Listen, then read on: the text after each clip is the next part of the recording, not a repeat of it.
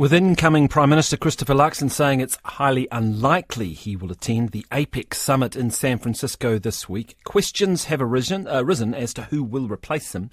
The two likely candidates are the caretaker Prime Minister Chris Hipkins or Damien O'Connor, who is already in San Francisco for trade talks. It's looking increasingly likely, too, that Chinese leader Xi Jinping will attend alongside President Biden and other world leaders from the summit's 21 member nations, the first time President Xi has been in the US since 2015.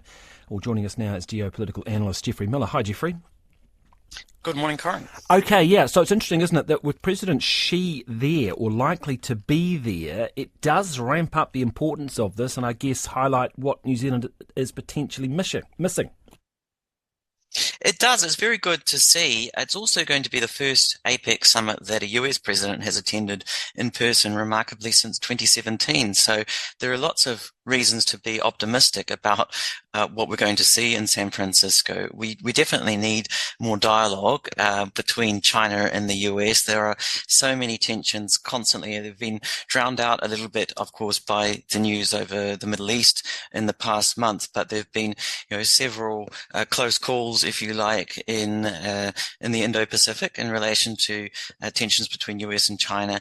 Aircraft almost missing each other, for example, and we desperately need to lower the geopolitical temperature, and the way to do that is through a dialogue and discussion, and that's what we're getting in San Francisco. Well, let's deal with the geopolitical first then.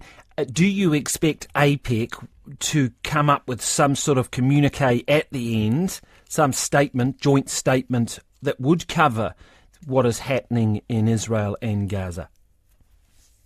They managed a statement last year on Ukraine, and it was very much an agree to disagree statement, and pointed out that the APEC members had differing views that they had expressed elsewhere, and I expect they'll probably come up with something similar this time around for what we're seeing in Gaza.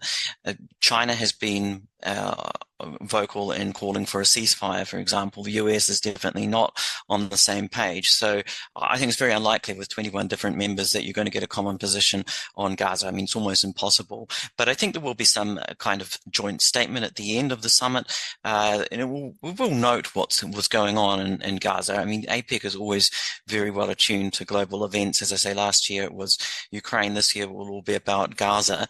And, the leaders there, they will be wanting to discuss what's happening in the Middle East, even though APEC is at its heart an economic and trade forum. Yes, well, let's talk about trade. Trade liberalisation in general, it seems a bit under threat. We're seeing more and more, I guess, protectionist type approaches or more bilateral deals done rather than the multilateral deals. And saying that, there's RCEP, there's the Trans-Pacific Partnership, the CPTPP. There's always the potential for others to join that. Where do you see that fitting? And I guess that's the missed opportunity for New Zealand, because that's something we try and advocate. Indeed. I mean, we should never forget how good APEC has been for New Zealand. The genesis for the Trans-Pacific Partnership was at APEC. It was back in 2002 at a APEC summit in Mexico that Helen Clark attended, and that's when we set up negotiations with Chile and Singapore, which later turned into the Trans-Pacific Partnership that we know today. So there are a lot of benefits for New Zealand in terms of trade, but we have a very different world now from back in 2002, and there's not a lot of optimism. The IMF estimates around 3,000 new trade barriers were instigated last year, for example, that have brings a cost in the trillions of dollars to the world economy.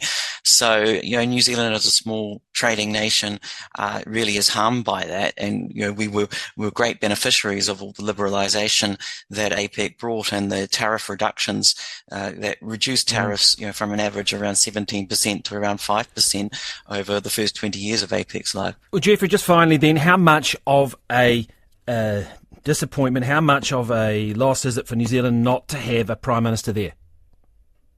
It's clearly not ideal. I mean, I think we'd all like to see the new Prime Minister there. At the same time, leaders do come and go, and I don't think any of the other APEC leaders will really blink an eyelid if they're shaking the hands of Chris Hipkins. The main thing is that New Zealand's interests are represented, and because there is a great deal of bipartisan consensus in foreign policy, I think Chris Hipkins will represent New Zealand's interests very well there. Geoffrey Miller, thank you very much for your time, geopolitical analyst.